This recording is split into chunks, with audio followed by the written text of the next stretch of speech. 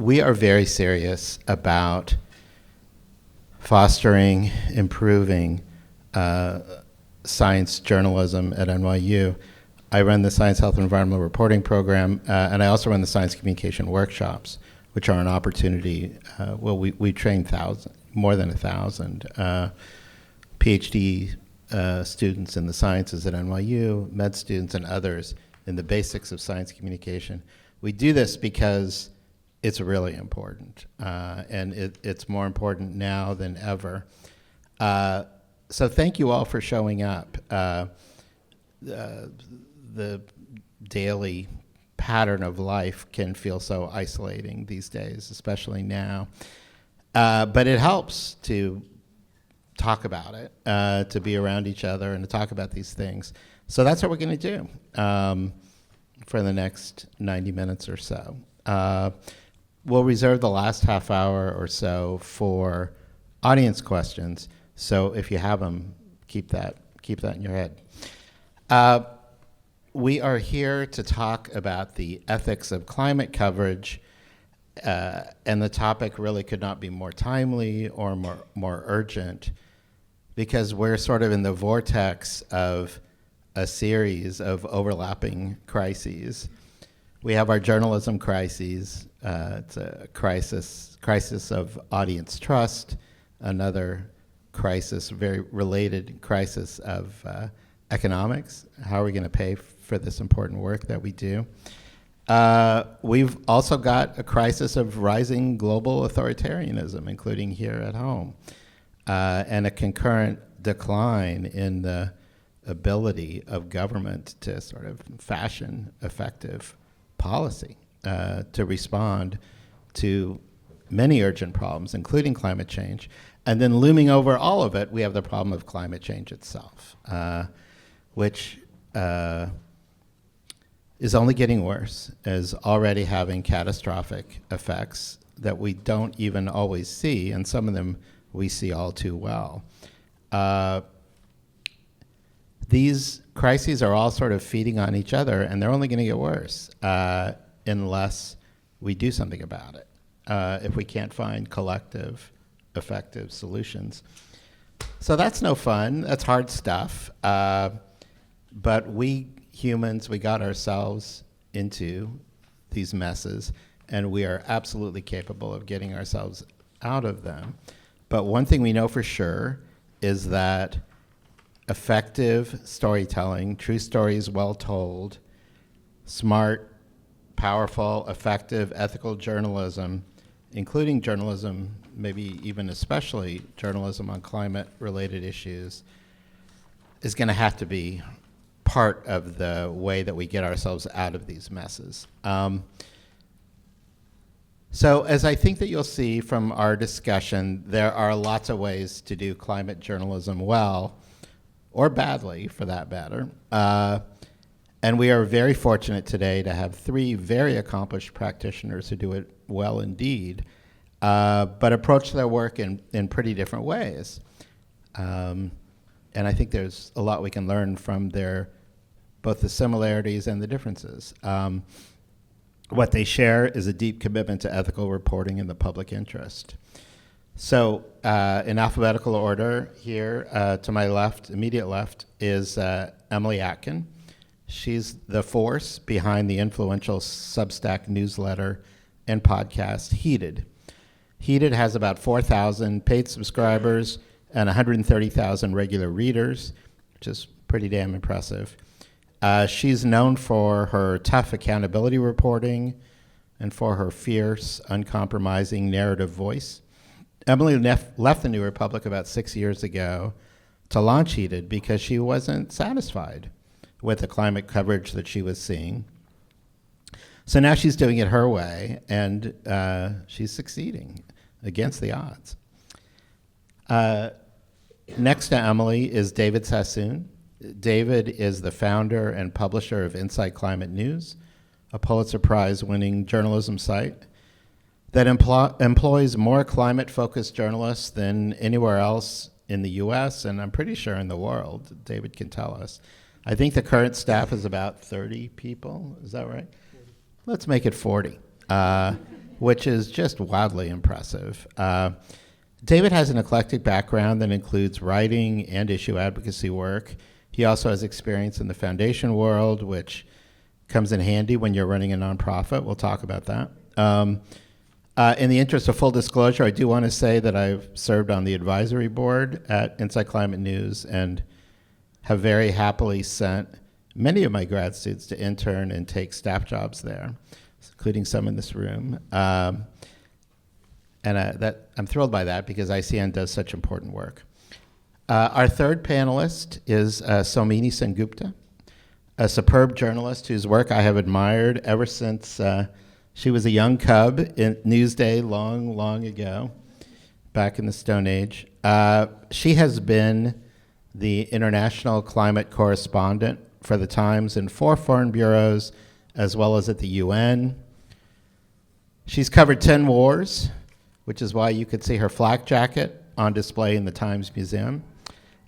She won a George Polk Award for foreign coverage, and she wrote a book about India called The End of Karma. So I think it would be good karma to start with Somini since I introduced her last. And I'm going to start by asking everyone to respond to the same question, which is, what does ethical climate coverage look like in your experience, and what does unethical coverage look like?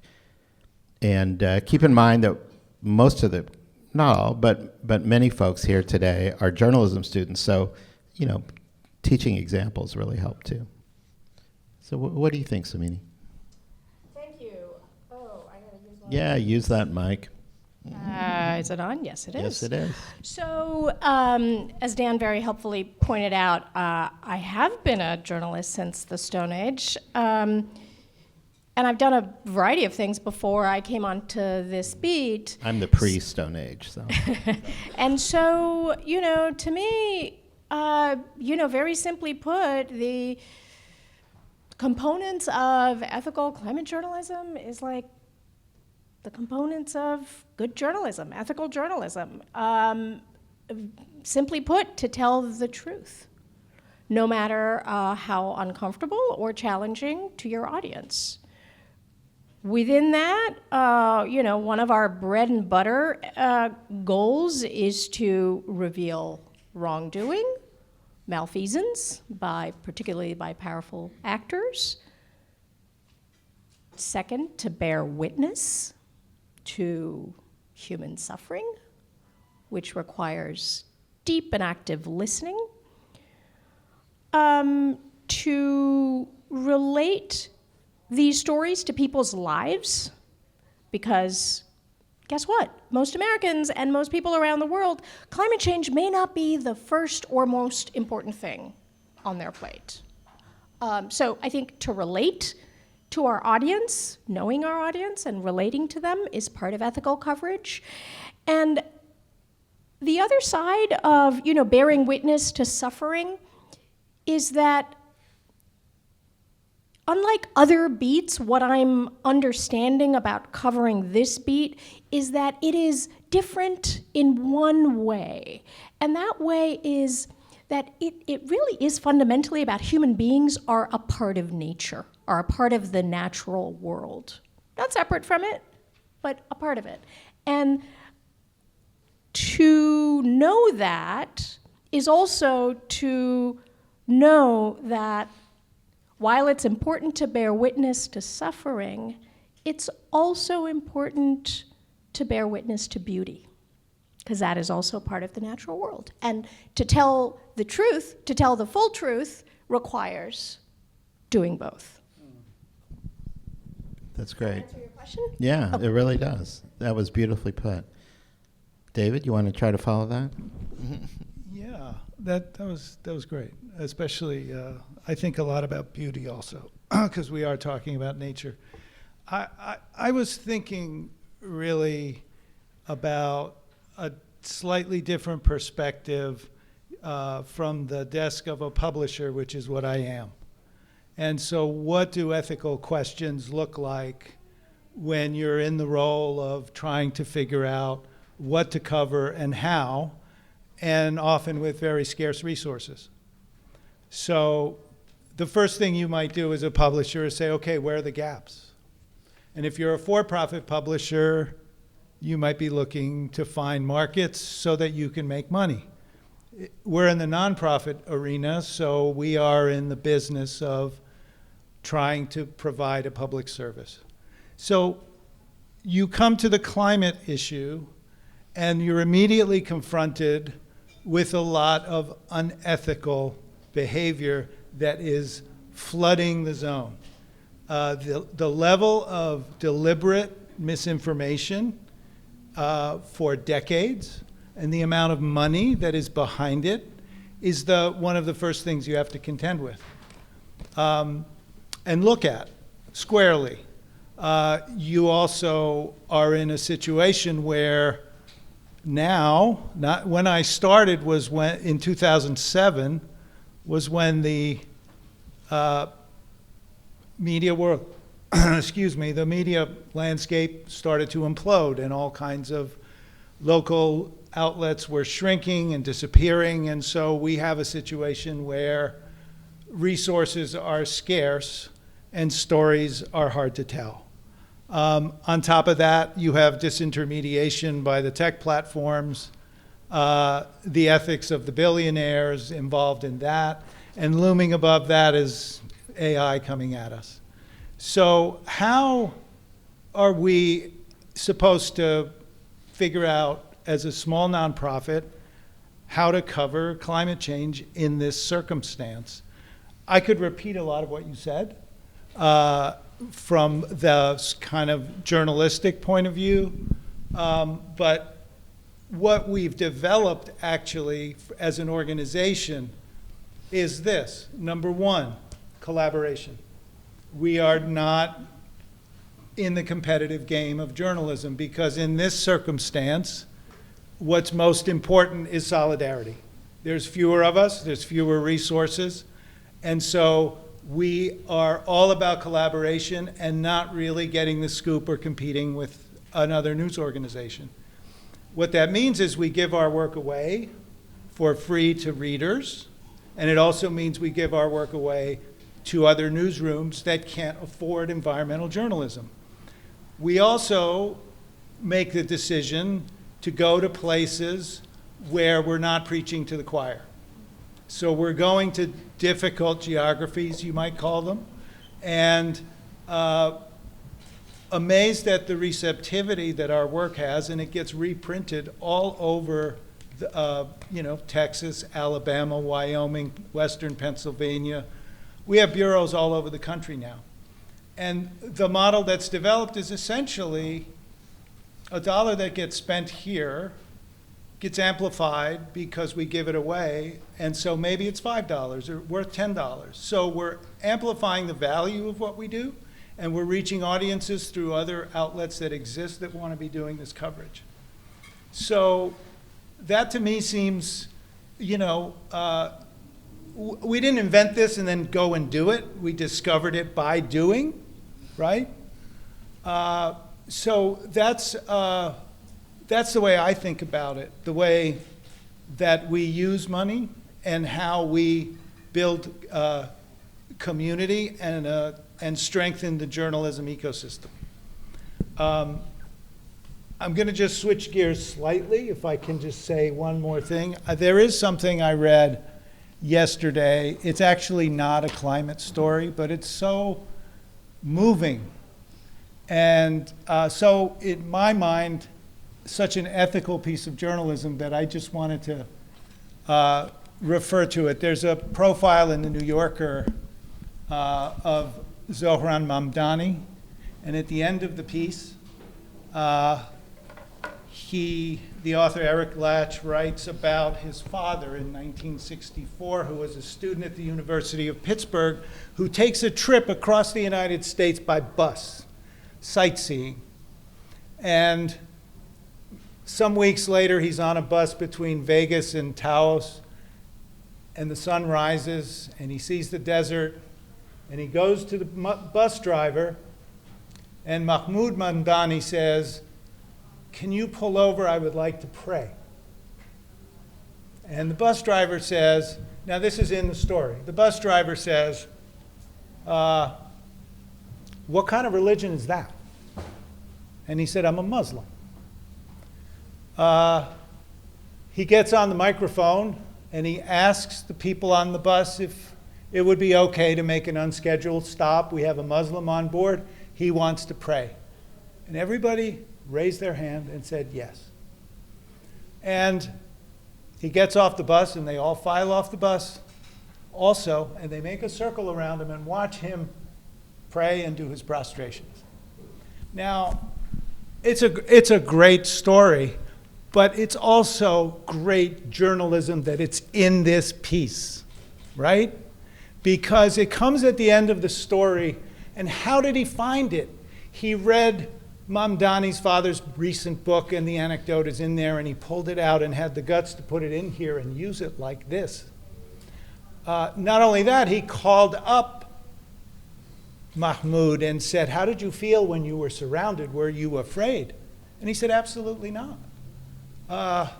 He said, I assumed an innocent curiosity on their part. So this is a profile about, a lot of the theme of it is about the Islamophobia that he's encountering and we're contending with in this country. And for him to put that in the article, do that kind of research, call him up, and use it as a pivot that illuminates a possibility that was part of our past, right? It's not an op-ed. This is reporting. It's just so gorgeous. So I just wanted to bring that example in because I was really moved, and it seemed to me a profoundly ethical maneuver that he did here. That is powerful, and it shows that what you can achieve with deep work, doing deep reporting. So Emily, what does ethical journalism look like to you, and what does unethical journalism look like?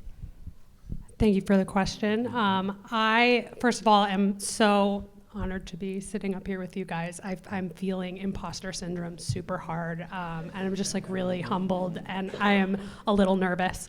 And so I did kind of prepare an answer to this question because I knew that I would be a little nervous. I have actually almost like a dual perspective on this because I am a reporter and I do all my own reporting, but I also do run a publication that has to, I grapple with questions of funding, questions of accessibility. I really believe that ethical climate journalism is free for everybody to read. I believe that the climate crisis really, obviously it affects people the most that probably can't afford to pay for journalism from multiple outlets. So I try to make everything free. I could make a lot more money if I paywalled my coverage more, but it makes me feel icky, and I'm trying my best not to feel icky. I also I believe that ethical climate journalism is not funded by fossil fuel interests. I believe that's like a direct repudiation of what what our journalism is supposed to be and what it's supposed to do. I have some basic opinions on what I think ethical climate journalism is, and I have some potentially spicier ones. I don't think they're that spicy, but I don't know. So my first basic one is that ethical climate journalism is accurate before all else. There is no moral cause, not even the climate crisis, that justifies twisting facts or relying on flimsy sourcing. Our integrity is the most important currency that we have as journalists, and if we lose it, we lose everything. And as you're seeing, that's kind of why we're in a misinformation crisis. Ethical climate journalism challenges power. That's a basic one, but it's especially critical now as powerful people and corporations buy up most of the media with the express intention of turning journalists into champions of power rather than challengers of power. It is our responsibility, particularly as climate journalists, to call out people who gain power and profit from emitting carbon and other greenhouse gases.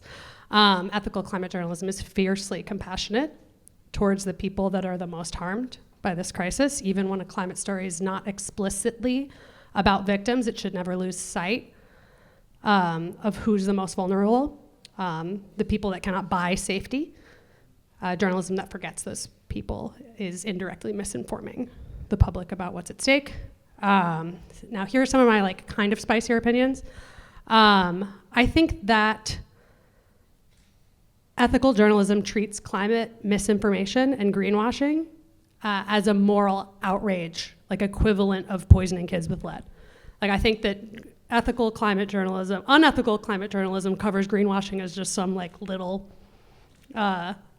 misdeed of a business. Like, oh, they're lying. No, they're like lying with the express outcome of delaying climate projects progress, which kills people. The IPCC has made it really clear that climate misinformation and greenwashing are major reasons why the world has failed on climate progress. And so climate misinformation leads to people dying, and journalism about that should reflect that. I think every journalist, regardless of whether you're on the climate beat, has an ethical responsibility to understand the basics of climate change. If you're covering extreme weather, energy, sports, health, housing, it is unethical not to mention climate change when it's relevant. Ignoring the connection, like especially if you're covering extreme heat or anything involving extreme weather or like damage from extreme weather or something that happened because of extreme heat, like a sporting event got delayed, to not mention the connection to climate change is indirectly misinforming your readers and thereby misinforming them. And finally, I think it's probably my most spicy one. I think that ethical journalism holds other journalists accountable for being unethical, and it does so publicly. That feels spicy, but it's actually in the SBJ Code of Ethics. It is part of our responsibility to be accountable and transparent. We have a professional and moral responsibility to call out unethical conduct in our field. And that matters now more than ever as public trust in media erodes and people turn to influencers who have literally never thought about ethics at all in their life. The only way, I think, to rebuild that trust is to live by the ethics that we claim to value and keep our profession to a high moral standard. I think that means, calling out unethical journalism, which I think, is because like any story that treats the fossil fuel industry as like a good faith partner as in tackling the climate crisis. I think we'll talk more about this, but like the when and where to source fossil fuel industry, an industry that has spent decades lying to us, spinning us, and therefore spinning the public about a deadly crisis. I think they are held to a different standard than other sources. So I'll leave it at that. Okay, thank you. Spicy, but not all that spicy. Yeah, Moderate spice.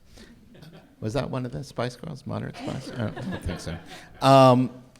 So this is great. I think there's a lot for us to discuss, and we're only going to be able to discuss some of it. But I do think that there are some specific areas worth exploring that are somewhat related to what we've covered already in a more general sense. And one of those, Samini, just to start with you, I think, is that you really do produce, you do deep reporting. You travel all over the world, and you immerse yourself in places where reporters normally don't go. And you speak to people who are definitely not used to speaking with journalists. They're not necessarily sophisticated in the ways of journalism or the impact that coverage can have. And that is absolutely necessary because these folks are on the front lines and they don't have access. They don't get platformed the way that other people do. But it also raises some difficult questions about how do you treat these, how can you utilize their stories in a way that doesn't sort of turn them into cartoon victims or props, but instead, represents them as three-dimensional figures, people being human in the fullest sense of being human. And they're not always sophisticated about what can happen afterwards, after the coverage. Sometimes the blowback, depending on the country, including this country, unfortunately, can be severe. So how do you deal with those problems? There's just a whole range of ethical questions that reporters need to ask when they're doing these human-centered narratives? Yeah, thanks for that question. I'll give you an example of a story that I felt very privileged to be able to report.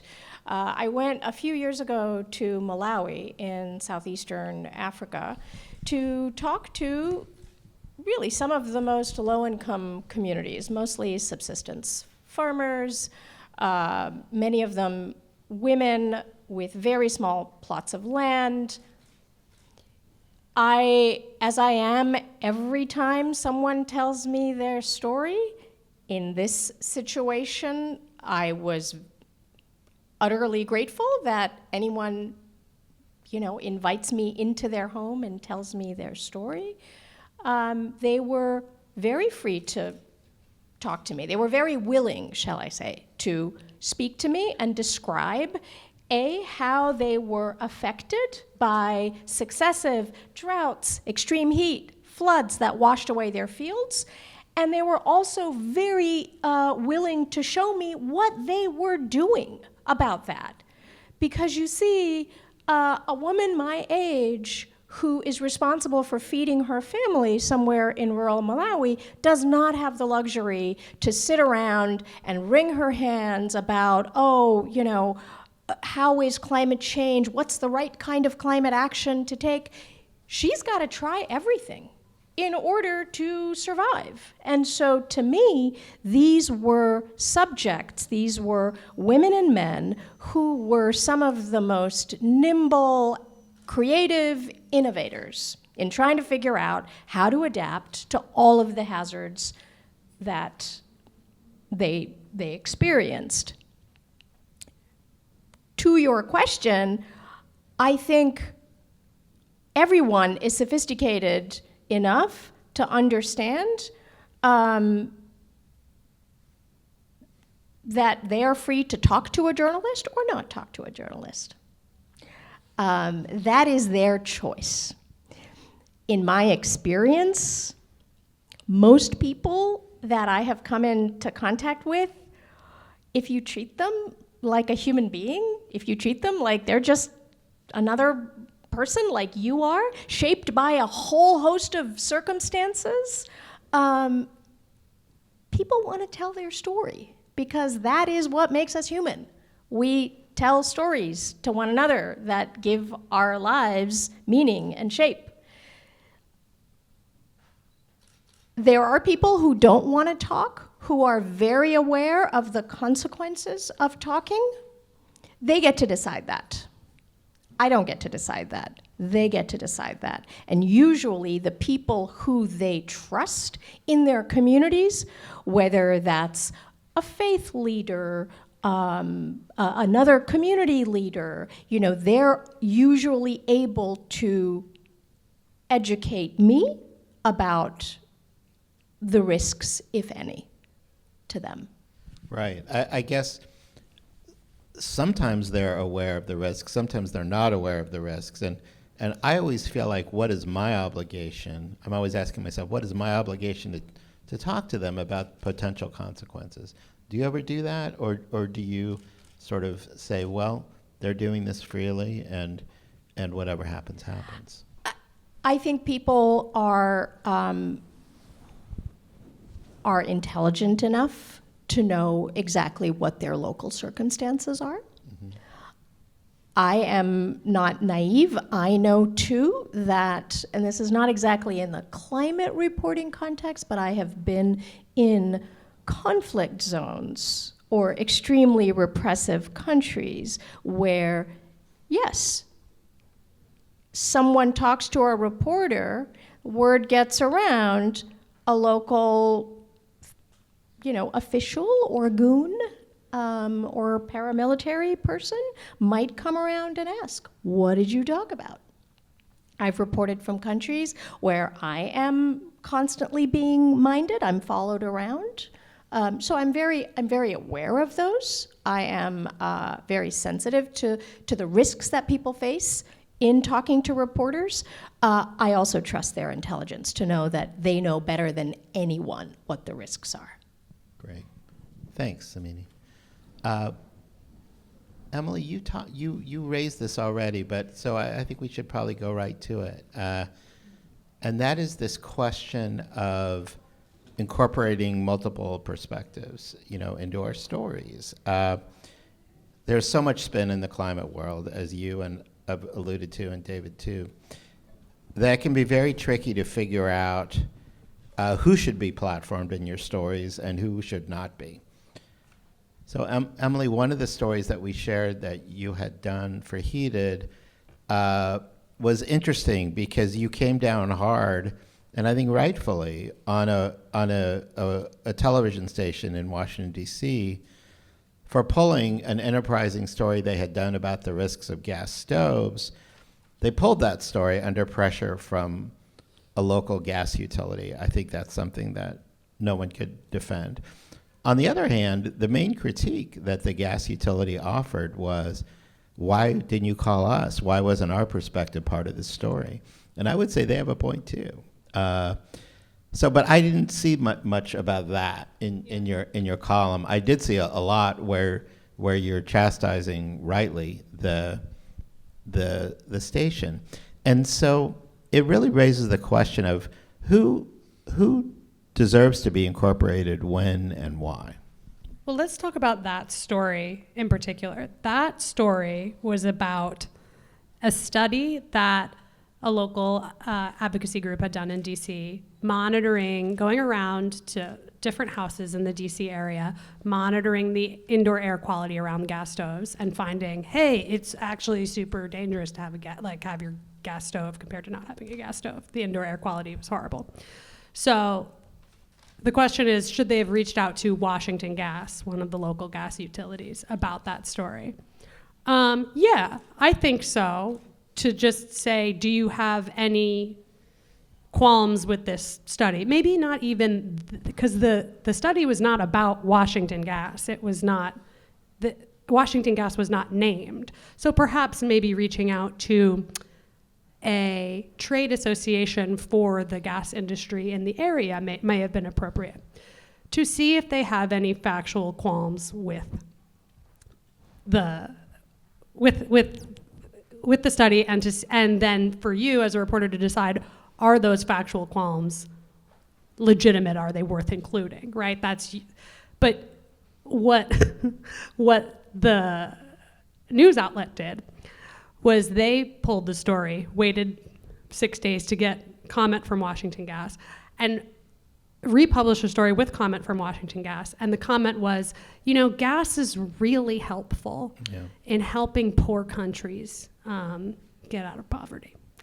And it's like, what does that have to do with anything? That is just spin. And that is the kind of stuff that I'm like, you should never platform obvious spin from a fossil fuel company trying to make their very unhealthy product seem like it's actually good. So there's the issue of them taking down the story, which is obviously crazy, particularly because Washington Gas is a sponsor of that news outlet. I think that story really shows how thorny it can be when your news outlet is financially sponsored by an industry you're supposed to be covering critically. But also it shows an instance where I would say you have no ethical responsibility to publish obvious spin, that is just trying to downplay the results of a study. And I would never have. I may have reached out to comment, but if that's what they said, I just wouldn't have included it. Yeah. I might have said something like, he did reach out to Washington Gas and they provided some spin, and I'm not publishing it. Yeah. I do think there's kind of a misunderstanding among a lot of journalists about why you call the polluter, why you call the industry or, whoever is maybe the antagonist of your story. You call them not just to get the empty quote. And most of the time you shouldn't even use that empty quote if it's meaningless. You call them because they might actually know things that would be useful for your story. Yeah, for the record, I called them. Yeah. They just didn't respond. And I do call polluters for that purpose, but more often than not, if they do respond, I don't publish it because it's BS. Yeah. Yeah. David or Samini, do either of you want to address that question of when should, the antagonists of the story, when should they be included and when shouldn't they be included? Yeah, the right of response is a fundamental part of fairness and also your own credibility. Vernon Loeb, our editor at ICN, talks about it as the paradox of fairness. You let the polluter, the subject of the story have their say. And it's really important to do that. We are doing a lot of coverage right now of the Trump administration's rollbacks on climate and energy things, and we are always calling them for comment, and we are including the comment so that even if they are total spin, because I think that, and we think that the reader needs to see that and show that we made the effort to call them and so on. And it's one of the, I think, obligations that we have to our own readers, really, first and foremost, and then to the subjects of our, that we're covering. So that is a distinction then, clearly, because Emily would say, and I kind of agree with her, that there are times when if all you get is the soundbite, sometimes it is not appropriate to include. Can I pop in? Yeah. I think I think particularly for the type of journalism that you at ICN are doing, it is very important to reach out. I would say that, like, if I were publishing the spin that fossil fuel companies or the Trump administration acting on behalf of fossil fuel companies were giving me, I might add that, but I think that I would probably then add a paragraph explaining why what they said was bullshit. Yes. Sorry, am I allowed to curse? Yeah, we don't use those words, but yeah. Right, yeah. Emily does. But I don't do that because also because it's a different kind of journalism that I'm doing with a different audience. Yeah. And it's like for an explicitly different purpose, and my audience doesn't need to hear just the spin and to be explained that it's BS. You're more informed without it. Mm-hmm. Unless it's like new spin that I've never heard before, and I'm like, listen to this, Yeah. That's a whole different. That's a new story, but. Samini, do you have a view on too that? follow what I consider to be, what David explained as a kind of protocol of fairness, which is, yes, giving the ministry, the government ministry, or the company a chance to comment. If what they say is factually incorrect, it is my obligation to say that to my audience. I feel like it's my obligation to my audience to just demonstrate what all sides, sometimes it's not both sides, what various sides have said. It is in the SBJ Code of Ethics to give space to all views, even views you find abhorrent. I did read. I read through it and reread through it in preparation for that, and I was like, ugh, okay. That's great. I think that's a really great way to think about this really important issue.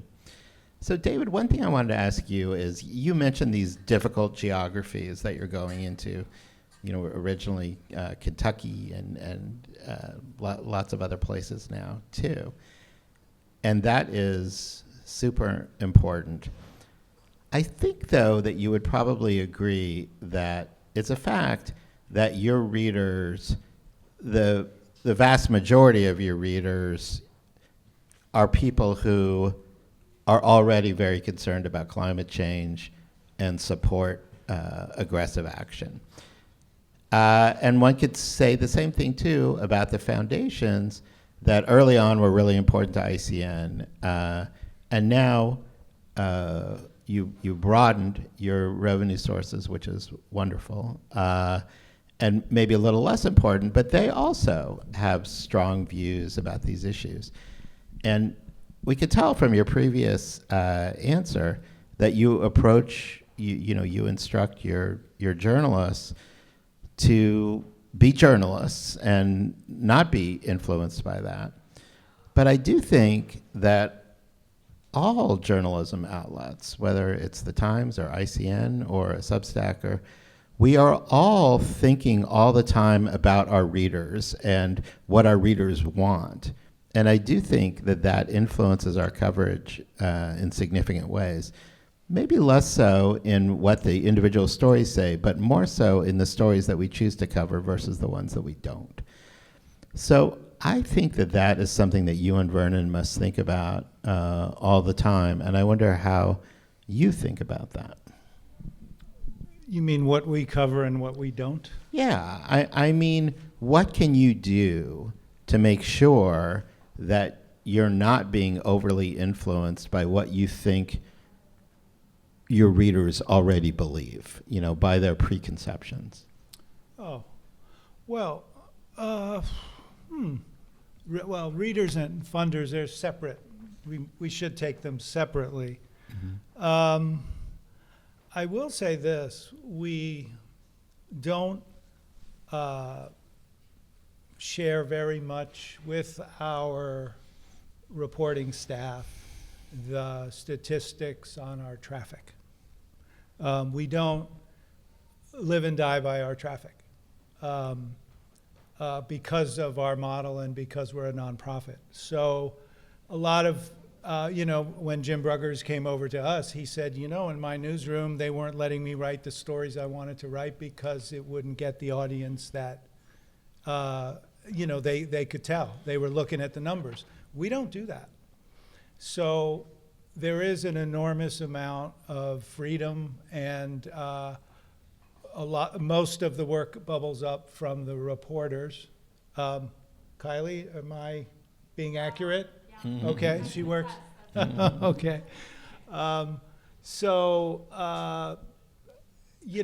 other thing is the reporting staff doesn't know who our funders are and what they think, and I do want to address that further. So that's interesting. Just can I stop you right there? I'm sorry. Yeah. But you actually don't disclose your funders then? No, we do. I mean, they could look it up. Yeah. But, Okay. I don't think.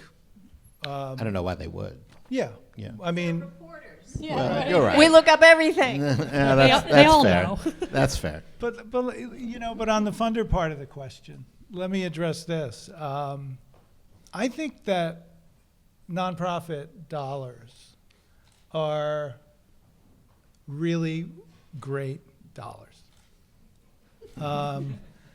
You mentioned Washington Gas, and they sponsored the news outlet. Mm-hmm. I mean, there's so much, pressure that can come on news organizations from the advertisers and the sponsors and all those others. And there's some assumption that all money is in some way corrupting, right? In our experience at ICN, the way that funding comes to us is because we ask. So we will, let's say we want to be working in a new geography, we will look up the regional funders, we'll find out what they're interested in, and we will approach them and see if they want to support the work we want to do. We strike out a lot. So it's not like funders are coming to us and putting cash on the table and saying, do this. That's not the way the nonprofit dollars work. At the end of the year, we compile the body of work we've produced. We look at numbers, we look at impact, we provide a report, we ask for money again. And generally speaking, they're satisfied with the conversations that we start, but we never ever have an editorial discussion. So that's pretty good. We don't have shareholders. Also, our board is firewalled from the newsroom as well. And that we learned that from ProPublica. That is the way that they operate. So there's enormous independence in our nonprofit newsroom anyway. And it's my job to protect that from the board and from funders and others. So again, Kylie, am I making anything up here? No, I feel a lot of, as someone Good who answer, reads a Kylie. weekly newsletter, I've never been told, like, no, you can't write that. Never. Yeah. Can I answer the question about? Please do. So, our audience is pretty vast, right? So, do I care about readership, about audience for my stories? Yes, because I want my work to reach people. Am I confident that a story about smallholder farmers in southeastern Africa is going to get a lot of readers? I don't know that in advance. I think that's a really important story to tell. I think that's a really important story for all of us to understand, to step into the shoes of those who are most vulnerable. So I write that story. That's an expensive story because it requires traveling, it requires time in the field, etc. So yes, I do care about, just as a reporter, I want my stories to be read. Sometimes I know I have to do stories that are news, that just need to get on the record. That may or may not get a lot of eyeballs. And mostly, I want to do stories that I think are important in this moment, period. I just want to add one thing. You have no idea what people are going to read and what they're not going to read. Like, if you try and dictate your climate coverage based on what you think is going to get clicks and what it's not going to get clicks, it's not going to work. Like, I've had so many stories that I thought were just like going to be duds. That my most popular story on Heated by far is a story about an organic farmers suing the Trump administration over a policy, over taking off certain resources from the USDA website. I could never have guessed that story, out of all the stories that I've done, was going to be the most popular by far. I didn't do it because I thought it was going to be popular. I did it because I thought, number one, it was important, and number two, it showed what an idiot RFK Jr. is. And that was important to me. Yeah. That's an achievement. No, not really. But that's totally legit point. The readers will always surprise you. What gets read, what doesn't. So I want to introduce one other important ethical consideration that I think is especially relevant for climate coverage, and that is this question of individual responsibility versus systemic responsibility. We have all done stories in which the bad guy is us for flying planes or eating too much meat or engaging in sort of hyper consumerism. And those stories are totally legit. On the other hand, we know that the folks who resist, who are actively resisting government-led responses or more systemic climate action, are really encouraging those personal responsibility or personal irresponsibility stories. So it's really hard to know how to handle that, because it's not incorrect to say that individual action is responsible. Individual choices, the choices of individuals, have made our climate problems worse. On the other hand, it's very hard to point toward examples that show where individual action, it's hard to show that anything but governmental, more systemic type responses have actually made a difference in a positive way for on climate action. So maybe, Samini, you're a good person to start on this question of how you handle that balance, finding the right balance. You handled the Times climate blog for a long time, and you did both. You did plenty of systemic type stories, but you also did plenty of stories about individual choices, decisions, both bad and good. How do you think about that? Do you mean the newsletter? Yeah. We haven't had a climate blog. Yeah, in I'm many sorry. years. I said blog, but I meant the newsletter. Yeah, I meant was. yeah. I was the host of the Climate Forward Sorry about newsletter for a couple of years. So what's the question? Oh, right. How do you handle that? Look, I'm a reporter. I'm not a preacher. I'm not a school teacher. I can't really tell people what to do or what not to do. I am trying to choose accurate, important, meaningful stories to write.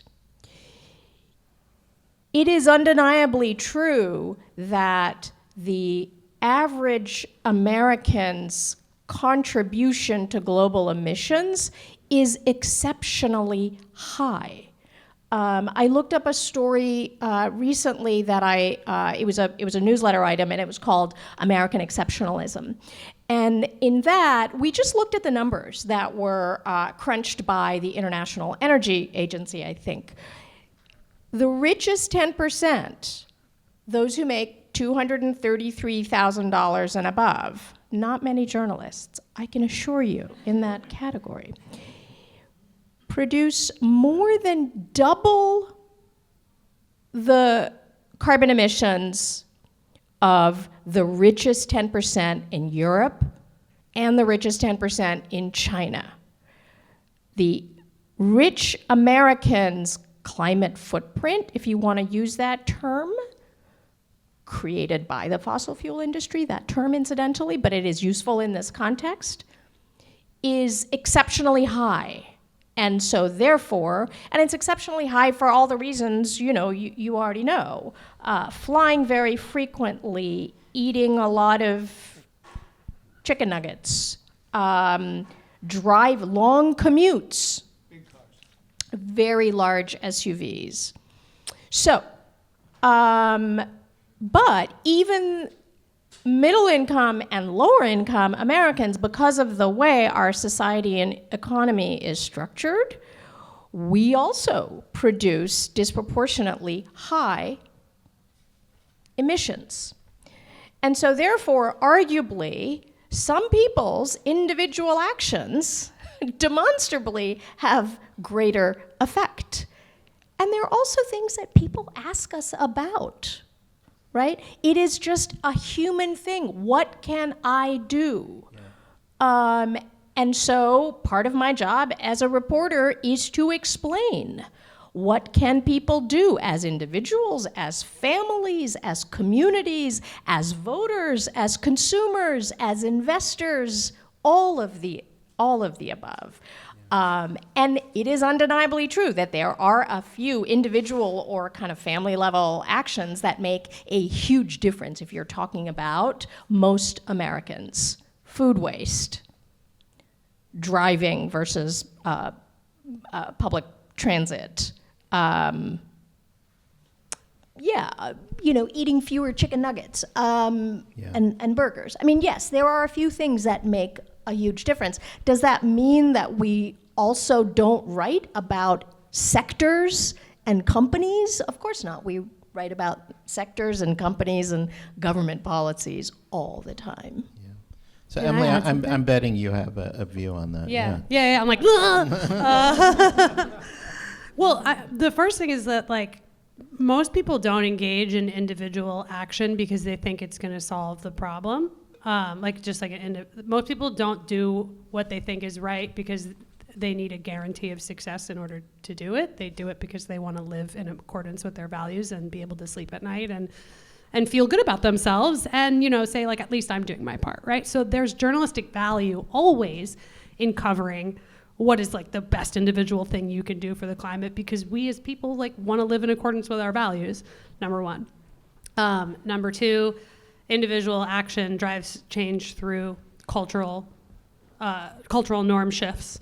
How does systemic change happen? How do government change happen? How does government change happen? It happens through individual actions. And I think there's a way to cover that while also, always explaining that systemic action is what needs to happen. One individual action that I think makes a huge difference and is really important for reporters to cover, and I think really needs to be covered more in climate change reporting, is participating in effective activism, is like canvassing for politicians, or joining an internal group at your company, right? And showing how that type of individual action, showing readers how individual action and activism actually does create systemic change. So I really think we need to see more reporting on how activism leads to change. And I think that one reason we don't see a lot of that is because it's really, number one, it's really hard to cover activism without, as particularly successful activism, without sounding like, look how much I love these activists. I like a PR fluff piece for activism. And journalists hate to do that, and I hate when I get a piece from like a freelancer that's just like, look how amazing this guy is, and I'm like, ugh, But it's really important, and I also think that some journalists are like afraid that they sound like an activist when they positively cover activism. But it's really important. I'm trying to do it more. I think we need to see more of it.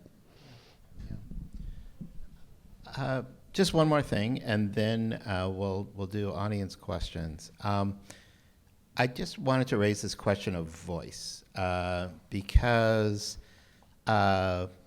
we know that journalism is moving toward more stronger voice, more opinion, incorporation of the journalist's opinion into stories.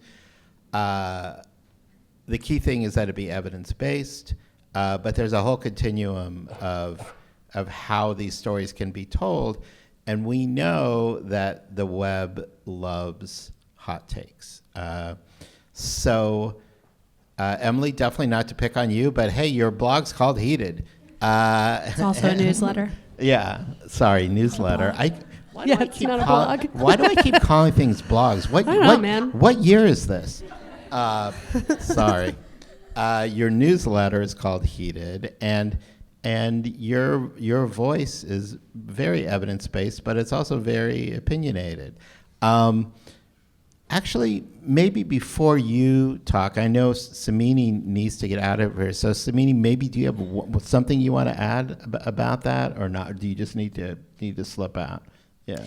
I like to tell deep stories. Mm-hmm. I don't do any hot takes. Uh-huh. So I'm not the right person to answer this question. Yeah, but what I think would be great to hear from you is more like, what do you think about evidence-based hot takes? Yeah. Yeah, what's your hot take on hot takes? Apparently the internet loves it. Uh-huh.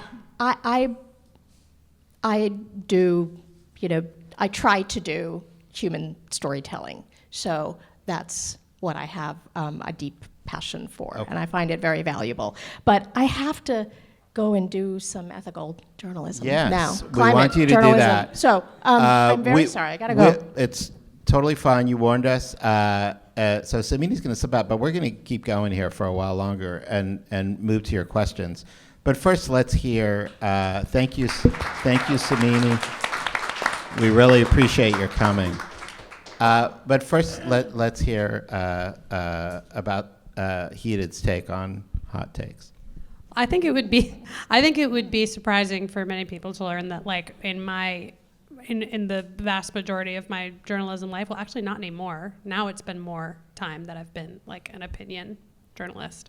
But I was like very against hot takes and opinion journalism when I started, and it just like wasn't me. I wanted to be your straight down the middle never offer you my opinion, never participate in any politics type of journalist. And I would get really upset and have fights in my newsroom when I started to be a climate reporter at Think Progress, when my editor would insert some value adjective in a headline. I'd be like, well, I don't want to say that. I don't want to say that that's stupid or dumb or or unethical, whatever. I didn't want to do that. And I only started wanting to do it, number one, after I got a job at the New Republic, which is you have to do it there. It's a journal of progressive opinion, so it was opinion, and I understood that, but that was after years of climate reporting at a liberal publication, like a liberal leaning publication, and then a stint reporting at conservative leaning publication, and really trying to shove my trying to shove my down the middle reporting at those two places, and really understanding that at least I didn't think that I was moving anybody with it, and I also just wanted to try something different. And I think that what I realized through evidence-based voice was that number one, I realized that I was just better at it. I was really uncomfortable. I remember the first time I had to call somebody a hypocritical liar in a headline, but I was assured by the facts that I'd reported that this person, Scott Pruitt, was being hypocritical and also lying, right? So as soon as I became comfortable knowing that the adjectives I was using, the name calling perhaps I was using was based in fact, it became easier. I realized it was true to me, and I realized that people needed it. I realized that so many people that read climate reporting or cared about climate reporting didn't really know how to talk about it to their friends or didn't feel comfortable talking about it. They read climate reporting enough to care about climate change, but didn't know how to speak about it like a normal human being. And I felt that a voice, and I got this through Heated from feedback from people. Doing climate reporting with a voice, adding value onto it, helped other people understand how they wanted to talk about it. And that's so important towards achieving climate progress, is normalizing how to speak about this in a way that makes sense to people. So that's where I feel my unique value is. I don't think that all climate reporting should be voicey. I don't think that it's for everybody, but I do think that it is for a specific, people call it preaching to the choir, I call it teaching the choir how to sing. There is a whole choir of people that care about climate change that don't know the words about how to talk to it, and that is what I think voicey climate journalism is for. David, is ICN sort of experimenting at all with sort of more, with hotter takes, with more opinionated based pieces, and will it? No, we talk about it. It's definitely an urge that rises up depending on what's happening. But I think a good example is our reporter in Birmingham, Lee Hedgepeth.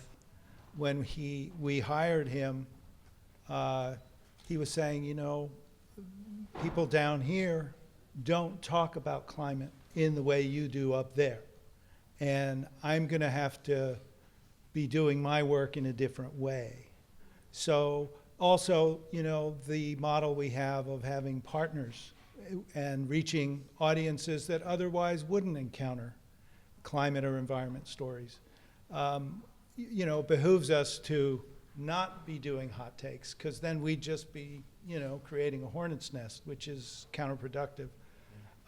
The other thing that we've also think is that kind of distinction between climate reporting and environment reporting is a false distinction. And so we've enlarged our way of reporting on things that may never mention the word climate, but it might be climate adjacent. It might be an uncapped oil well that starts leaking, or it could be a coal mine that explodes, or the land and the air and the soil that people really care about in their own communities and in their own backyards is the connecting thread to the climate story. And so in so many places that we work, we're not writing about CO2 or the climate problem or climate policy. We're talking about the environmental stories of that community right now. So it's a different kind of mission. Yeah. And I need that in order to do my work, because I can't do all the reporting and then all of the contextualizing Right. analysis and opinion. Emily's not a right? staff of 40. It's one. It's one with some freelancers. So let's move to audience questions. We would love to hear from you about what you think is important and what concerns you. Yeah, we'll go here, and then we'll go here, and then there, and there. Mm-hmm. Yeah. Hi, I'm curious just to couple these two last points that you brought up regarding activism and also this notion that many different aspects of the world touch everything. Everything basically touches climate change.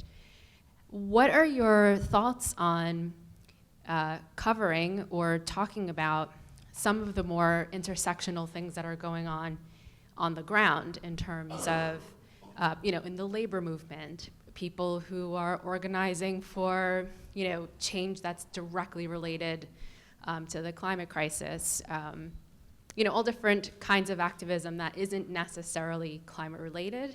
And do you feel there's value in helping to connect those dots for your readers? I mean, yeah, 100%. I wish that I could cover all of the ways that all of these movements intersect, but I think it's so important to show people how the systems that, the immigration detention, industrialization movement it's the same power that is driving the climate crisis. The fossil fuel powers driving the genocide in Gaza it's the same powers driving the climate crisis, right? It's all of those areas are so important. I remember, I did so much coverage after George Floyd was murdered of the intersections between why police violence and climate change are connected, and why it's important to why those movements. I just did one on an activist's call for the 20th anniversary of Katrina to merge the climate and immigration movements. It's just that coverage is super divisive, and which makes me feel like it's probably worth continuing to do. But you do still have a lot of people who are really concerned about climate change who are purists about environmentalism. But that's just not, I think that it's just not the reality of climate change. Climate change is a symptom of a larger disease, which is, overconsumption, over-extractive capitalism, not to get too into it, but yeah, so it's really important to help people understand that, because it is the truth. But yeah, it's not an easy place to be covering because people get mad at you. David, you have anything you want to say? Yeah, we do. We've had reporters doing that. I think a lot of our emphasis now, given the sort of tamping down of the activism that we saw in the last couple of years, it's shifted over really to health and environmental injustice. And that is not activism. It has an activist component, but it is a very real health story with consequences right now on people's lives. So it's very impactful. So yeah, we're committed to that as part of our report. It's great to have a large newsroom and be able to touch all the many ways in which climate and the environment touch our lives. We also do work on rights of nature, which I think is a really important field. It really has to do with examining our relationship to the natural world And there are other models than the one that we have that is causing all the problems. So that's another way we do it. So there's so many ways to approach this story, and it's funny because a lot of funders think of us as a single topic newsroom, and I say, no, we're not. We cover everything, so. Well, everything's connected, Yeah. like Leopold said. Yeah, I think in the back, was that the second person I pointed to? Oh, okay, I think you were next, yeah. Okay, yeah. I'll just speak. Hi, my name's Trisha. I cover renewable energy for Morning Brew. And something that comes up a lot, I know in my newsroom, but also a lot of different newsrooms, is the either mandated or suggested use of AI reporting. And obviously we know that AI data centers use an immense amount of water. They can lead to a lot of pollution. I guess I'm just wondering, how do you guys think about it? And, I also will just put out there, like in the context of like Otter, the AI transcription service. I've been using it for 5 years, and would it be possible for me to write like the stories at a normal clip without it? So, just wondering what your guys' thoughts on it is in terms of individual responsibility, but also just how you square it with like climate reporting. Yeah, the AI reporting tools have gotten a lot better. Emily, any thoughts about that? Do you use any of those tools? How do you feel about it when you do? I've used them, and every time I've used them, I feel terrible about myself. Every time I've used them, I've been like, I shouldn't have done that. And you know what? Honestly, so I'm going to be super honest with you guys about how I've used them, even though I would love to lie and tell you that I never used them because they're horrible. They steal journalists' work and use it to replace us, which is true. But I have, in times of weakness, been like, what do you think about, do you have any lead suggestions for this story? Because I'm stuck, right? That's generally how I've used it. And actually, they always give me crappy suggestions that then I've used to be like, actually, I have a better idea. I've never actually used what the AI has given me. It's almost like when you get, if you guys have ever been an editor before, it's like almost easier when you get a draft that is like bad and you're like, oh no, here's how it should be, right? Versus like just looking at a blank page. But no, I'd really try not to use it because I think it's a scourge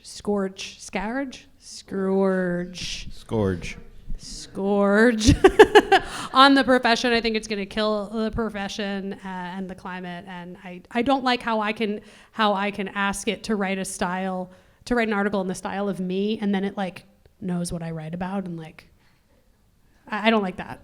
I think it's stealing from me. But no, I really try not to use it. Yeah, well, it has literally stolen from many of us. Yes. Yeah, go ahead, Dave. We look at AI in 3 ways. One is we cover it, and the data centers and the pollution and all that. And we're finding the explosion everywhere our bureaus are, and so that's an important part of the story. We're also monitoring what it's doing to traffic, if anything. Are the summaries keeping people away, the search? And so far, for us, not. Our traffic has not diminished. And then in terms of tools, our data editor gave a presentation to our newsroom about the ways in which AI can be useful. He uses it as in his data work, right? It's a very useful tools for crunching data. I don't know specifically what each reporter does. It's that we don't have like a policy. Obviously, you can't, turn in made up AI stories, but I think everybody has their own relationship to it. So it's evolving. I don't use it. I like search. I like using my mind. I don't want the answer at the top. I want to, I want to sort of look at the sources, and I still like doing that. So. Did you have a follow-up down there on AI, or is this a new topic? Okay, go ahead. So let's make sure we have the mic first. Okay, sorry. I talk pretty loud, just for the recording and the live stream. Yeah, just be mindful that we're getting long Okay, on time. So let's. I Let's find make it this fast. topic very interesting in the sense that my question was going to be for you about nuance and the loss of it. And that we are kind of in the situation we're in right now with our government because of the loss of nuance, because of people not being able to see the other side, right? And then when bringing up AI, and we're talking about climate, and AI is probably one of the biggest concerns we should have right now about water, and it's completely unregulated, and that we're kind of having this light conversation about we may or may not use it, and it's kind of funny. So I just want to throw, I'm not going to throw an opinion on it, I'm not going to turn it into an op-ed, but I just want to throw that out to the audience that this is kind of interesting, and this is what I mean about nuance. Because a chef could say to you, I know you're talking about gas stoves, but guess what? Like, food does taste better than on electric. So you could shut them down and be like, well, you're destroying the planet, right? But so are you using AI, right? So that's what I'm talking about nuance. So how do you deal with nuance was kind of what I was getting at. I don't know if that's staying on topic, but Yeah, that's a really big topic. I mean, I go deep. There are some fundamental, questions about, what's our first obligation. We want to be read, like Samini said, and if we bury ourselves too deep in the nuance, we are not read. So, go ahead. I actually had like a weird. I mean, first of all, I'll say like I'm not like a perfect person, so I'm like being honest with you guys about my like slight sometimes use of AI because I want to be honest that I'm not like I'm not perfect. Sometimes I suck. Like I took a plane somewhere, right? Like I've done it and I know it's bad. You're drinking bottled water. Yeah, but bottled water I will right here. say, like, an example of nuance, I assigned a story to a reporter maybe about a year ago, maybe like 6 months ago, about, I heard that Jeff Bezos was funding an initiative to use AI to make alternative meats. And I was like, Jesus Christ. Why is like Jeff Bezos using his billions of dollars to make meat alternatives from AI when we could just eat less meat, right? So I'm thinking that I'm assigning this is the dumbest thing that's ever happened story. It actually turned out that like AI to find alternative meats is completely different than this like use of generative AI that is like sucking all the water from the Colorado River and because it's a very specific like model that only has a certain amount of information in it. It doesn't take that much energy to like try to go through all of the proteins and find the proteins. Anyway, it wound up being a very nuanced story about how like this specific AI could actually really help drive alternative meats that people actually want to eat and not contribute to like a ton of water consumption or whatever. So there is like, I have found that going into a story about AI with my incredible like FAI, I found nuance in like the differences between these massive generative AI systems and really specific ones used for really specific purposes. Yeah. Your question about nuance, it actually precedes AI in the sense that if you look at all the tech platforms, Twitter and all the rest, that is the epitome of, no nuance. So, I don't engage in any of those platforms. I'm not proud of it. I just can't. I can't go there. It drives me crazy. I don't even understand a lot of it. So I think there's, a certain way in which our minds are being rewired. And, we still are doing long stories and context and deep reporting. And there's always going to be a need and an appetite. I don't know how big it'll be, but we intend to do it forever. So we really only have like 10 minutes left. So let's do like speed round. And let's say I promised you, and then but we'll see if we can get in 3 or 4 questions like quick. We'll be fast. Hi, my name is Maksuda, and like I would be the most hated person here if I say I actually help journalists to use AI. But my question to you is like there are many of the synthetic content is coming, and all those things happening using AI to confuse people about many things. So how do you see this thing in climate journalism, and like how ethically you want to face this problem? Thank you. So really AI and disinformation. It's really hard to know what to say about that, except we're all really concerned about it. I want to tell people to stop using AI for news. Every time I see one of my friends using it like for news gathering, I'm like, please stop. But yeah, honestly, I really don't know, because it's so existential. I see it as such an existential threat. I saw one of my articles like totally rebranded by AI slop and then republished on a site, and then that article went viral, and I was like, what the? You know, like it's horrible, and I just want everyone to know that. Yeah, I mean, briefly, I mean, we can create an island of fact-based sanity and offer it and try to get as many people to visit. There's this wisdom, so-called wisdom I hear, you have to go where the readers are. And it always bothered me because readers are everywhere and fragmented and so on. And I heard a revision of that I really like. Bring the readers to where you are and keep them. And that seems like something doable. Yes.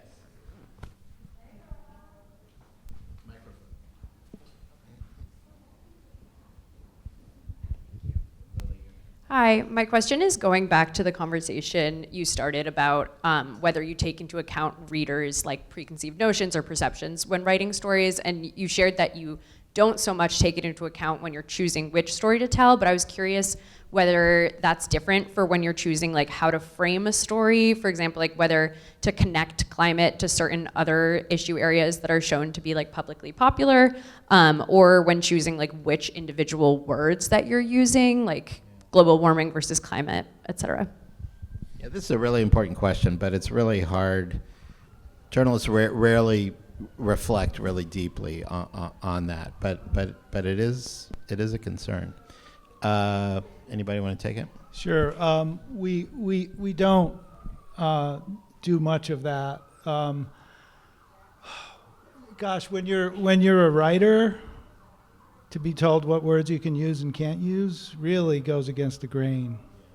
But does it really work like that, though, or are writers acculturated into the space? You know, it rarely works in sort of you will use this phrase and not use that phrase. It's more subtle than that.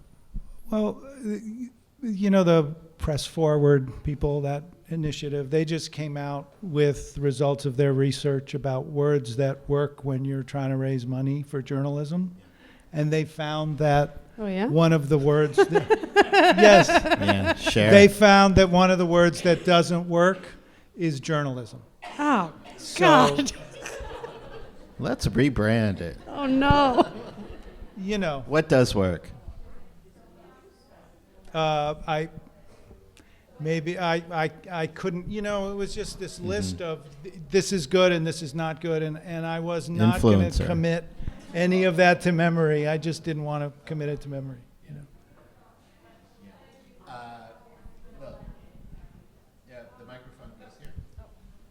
Oh, all right. You know what, Madeline? Okay. Sorry. All right, Madeline. So I was hoping that you could comment on how you use your judgment and sort of what you think the ethics are when communicating numbers and risk to an audience. So when you're talking about climate models, where there can be so much variability because of all these unknowns, how you balance sort of the high stakes of the worst case outcome with potentially everything else in between. Right. This is sort of most famously came up with David Wallace Wells and his original, what was it called? Earth. Uninhabitable. Uninhabitable Earth. You know, what does it mean to use numbers responsibly or not so? What do we do about not just the numbers we use, but also assessing the probability that those numbers are? I think you just have to be likely. honest about like the probability of the outcome. but you have a responsibility to communicate the worst case scenario. Like, I wrote a piece like almost similar to David Wallace Wells years after, just about like the worst case scenario for national security, like not even national security, but like the global conflict, essentially. Like, what do the worst case scenarios say about what the world will look like in terms of conflict and increased nationalism and borders closing and all that kind of stuff? It's a really scary piece, but you know, I thought it was completely ethical to communicate, because there is a chance that these worst case scenarios can happen, as long as you're just honest about what will happen. I think it's totally fine. I think that journalists sometimes are too worried about scaring people, but like, it's scary. So like, we don't need to hold people's hands about it. That's how I feel. What's critical is to be just as clear about likelihood as you are about the scenario itself, right? Yeah, to be clear about both of those things. Lily. Right here. And then we have time for one more after that, and then we'll have to stop. Thank you so much for this. It's been a great conversation.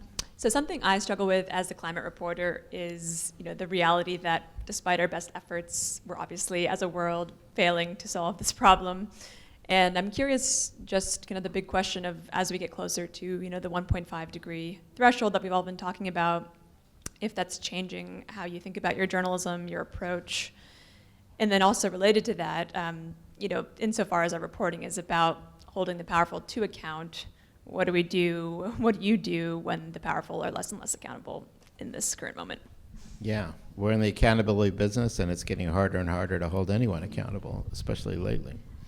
Yeah, well, those are two different questions. I don't know, David, pick one or both that you want to address. Yeah, no, we the threshold problem and the accountability problem. The way that I'm looking at things, not story by story, but what can we as an organization do?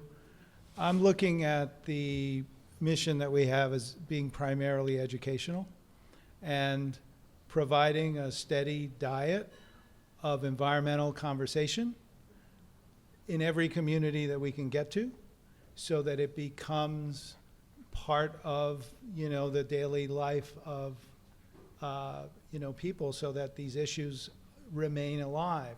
It's kind of like a language. If you don't use it, you're going to not be able to speak that language, right? And I think that we go to a lot of these places, and we're really surprised at how the small papers pick all these things up, and even radio and so on.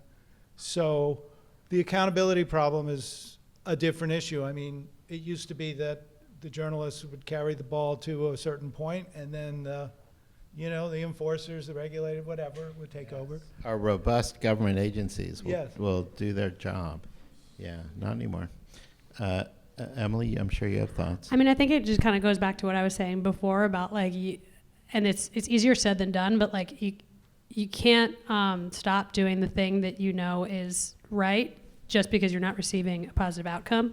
Like, if you really believe in journalism and its ability to change things, and I really think it's one of the only things that ever has really changed things, then you have to just keep at it, even if it's not working for right now. I mean, the people that are like huge misinformation purveyors, they don't stop when it's not working for them. They just repeat over and over. They've been repeating that the climate's always changed, the climate's always changed, the climate's always changed. CO2 is good for plants, CO2 is good for plants for 30 years, and it didn't work for a while, and then now it's working, right? It's about persistence and not getting so invested in whether you fail or don't fail for this brief amount of time that it allows you to stop. Dan, one more thing. Yeah, okay, yeah, go ahead. I just want to mention the word propaganda. Mm-hmm. I wrote a little piece called Journalism, Propaganda, and Climate Change. And one of the things that we don't look at sufficiently enough is how deep the history of propaganda is in this country, and how it developed, and who developed it, and who continues it. And I think we are suffering under that paradigm, even as journalism, which is an educational paradigm, is being shrunk, and they're trying to kill it. So just wanted to mention that because we are up, that's what we're up against, right? All the misinformation. Yeah. These are very well perfected arts, and they're really good at it, and they're very effective, and they tap into the negative emotions, and they have enormous force. Yeah. I think that is probably a good place to leave it, but I just want to say, to sort of tie those two answers together, and also Lily's question, that if we measure our success as journalists by, a specific policy outcome or the world changing in some way that we can measure, we're going to be deeply frustrated. And yet, the only way that positive change comes is from lots of people just doing their part, doing what we can. And again, as David said, the folks who are not interested in depicting reality as it is, they don't care. They just keep going. But our job, we're in the reality business, and we should be judging our success by how closely we are depicting reality, because that's our job, fundamentally, as journalists, to look at the world, apply good standards, and depict it as it is in all its nuance, but hopefully in an engaging way that actually, as Samini said, gets us read and watched and heard. And if we do that, I continue to believe, maybe despite growing evidence, that it will be possible to make positive change. So thank you very much for joining online, the online folks too. Very grateful to all of our guests, Samini, who had to leave, David Sassoon, publisher of Inside Climate News, Emily Atkin, founder and editor-in-chief of Heated. We're very grateful to all of you.